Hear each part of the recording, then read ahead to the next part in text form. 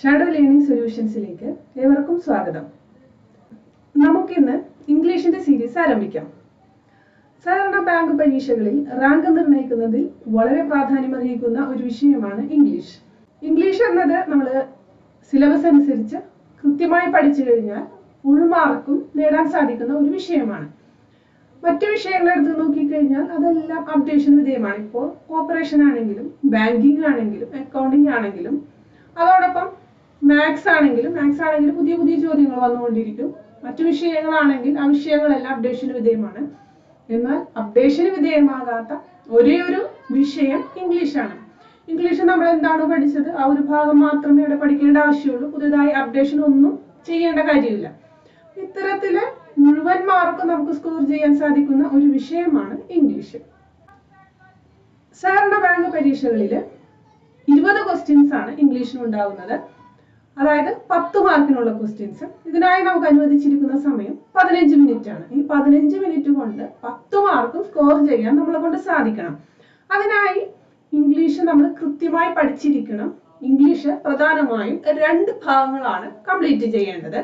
ഒന്ന് English vocabulary, 2 English grammar. English vocabulary എന്നത് പൂർണ്ണമായും നമ്മൾ ബൈ ഹാർട്ട് ചെയ്ത് പഠിക്കേണ്ട ഒരു വിഷയമാണ്. ഇംഗ്ലീഷ് വൊക്കാബുലറി എന്നത് വളരെ കുറച്ച് ടോപ്പിക്ക് ഉള്ളുവെങ്കിലും അത് കുറച്ച് ദിവസങ്ങൾ കൊണ്ട് പഠിച്ചു കഴിഞ്ഞാൽ നമുക്കത് പൂർണ്ണമായും ഓർമ്മയിൽ വയ്ക്കാൻ സാധിക്കില്ല. ഇംഗ്ലീഷ് വൊക്കാബുലറി എന്നത് അല്പാൽപമായി പല ദിവസങ്ങൾ കൊണ്ട് പഠിച്ച് കംപ്ലീറ്റ് ചെയ്താൽ മാത്രമേ അത് നമുക്ക് കൃത്യമായി ഓർമ്മയിലേക്ക് കൊണ്ടുവരാൻ സാധിക്കുകയുള്ളൂ.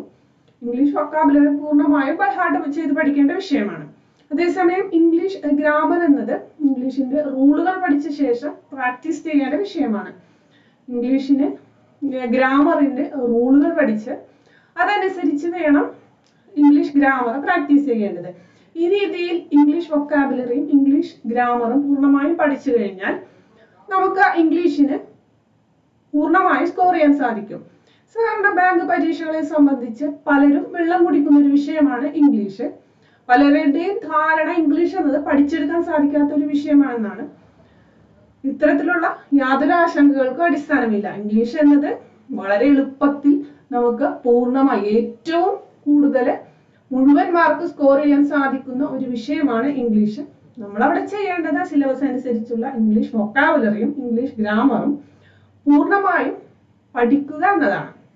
ഇംഗ്ലീഷ് ഗ്രാമർ എന്നത് പ്രാക്ടീസ് ചെയ്ത് മാത്രമേ നമുക്ക് സ്കോർ ചെയ്യാൻ സാധിക്കുകയുള്ളൂ.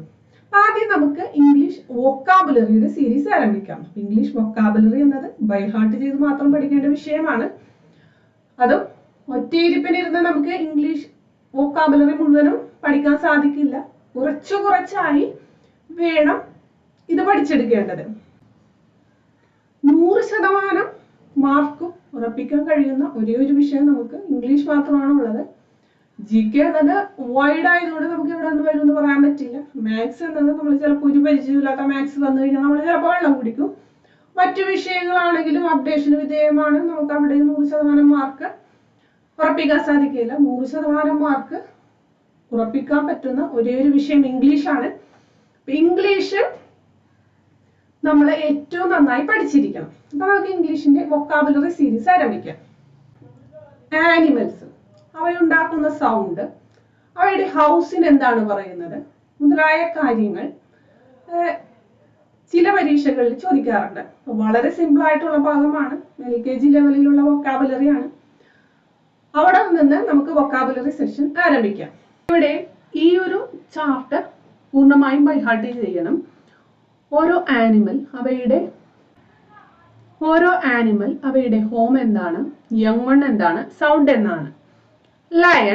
ലയണിന്റെ home den, young one cub, sound അതായത് ലയൺ ഉണ്ടാക്കുന്ന sound roar. Dog home kennel, young one puppy, sound bark. Cat home cage, young one kitten, sound mew. Sheep home pen, young one sound bleat. Bull home cattle shed, young one calf, sound moo. Elephant home jungle, young one, baby elephant, sound trimmed. Hen, home, coop, young one, chick, sound clucks.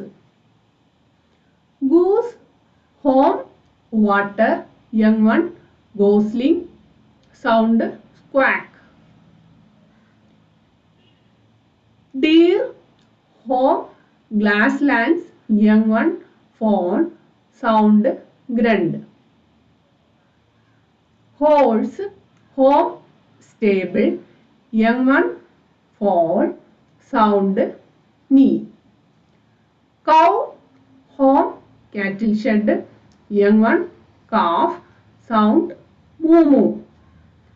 Deer, home, large forest, young one, cub, sound growl.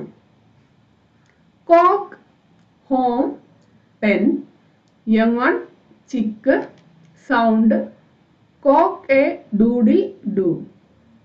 Rat, home, hole, young one, kitten, nestling, pup, pinkle എന്നെല്ലാം പറയുന്നു.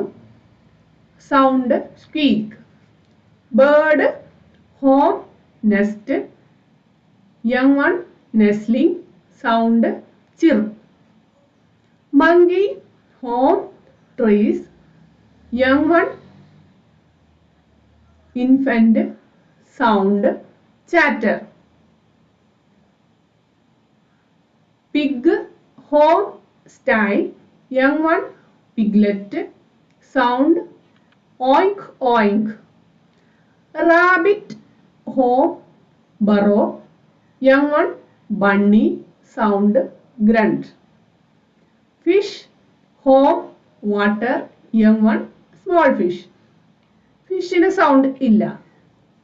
Donkey, home, stable, young one, mule, sound bray. Goat, home, pen, young one, kid. Duck, home, water, young one, duckling, sound quack. Bee, home, beehive, young one, worker bee, sound womb. Spider, home, web, young one, small spider. Snake, home, burrow, sound hiss. Ant, home, hill. Man, home, house, young one, child, sound speak. Zebra, home, zoo, young one, small zebra.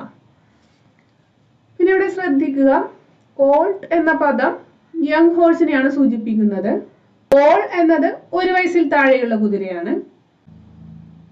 1 വയസ്സിനും 2 വയസ്സിനും ഇടയിലുള്ള കുതിരയാണ് Erling. Female ഹോഴ്സിനെ filly എന്നും പ്രായപൂർത്തിയായ കുതിരയെ adult animal എന്നും പറയുന്നു. ഇന്നത്തെ English topic കൂട്ടുകാർക്ക് ക്ലിയർ ആയെന്ന് വിചാരിക്കുന്നു. നിങ്ങൾ ഈ ചാപ്റ്റർ കൃത്യമായി ബൈ ഹാർട്ട് ചെയ്യുക. ഓരോ ആനിമൽസും അതിന്റെ ഹോം എന്താണ്, യങ് വൺ എന്താണ്, സൗണ്ട് എന്താണ് എന്നത് ഏത് സമയത്ത് ചോദിച്ചാലും പറയാൻ പറ്റുന്ന രീതിയിലേക്ക് നിങ്ങൾ ബൈ ഹാർട്ട് ചെയ്യണം. നിങ്ങൾക്കുള്ള നിർദ്ദേശങ്ങളും അഭിപ്രായങ്ങളും താഴെ കമന്റ് ബോക്സിൽ രേഖപ്പെടുത്തുക. നിങ്ങൾ ഈ ചാനൽ സബ്സ്ക്രൈബ് ചെയ്തിട്ടില്ലെങ്കിൽ സബ്സ്ക്രൈബ് ചെയ്യുക, ലൈക്ക് ചെയ്യുക, നിങ്ങളുടെ കൂട്ടുകാർക്ക് ഷെയർ ചെയ്യുക.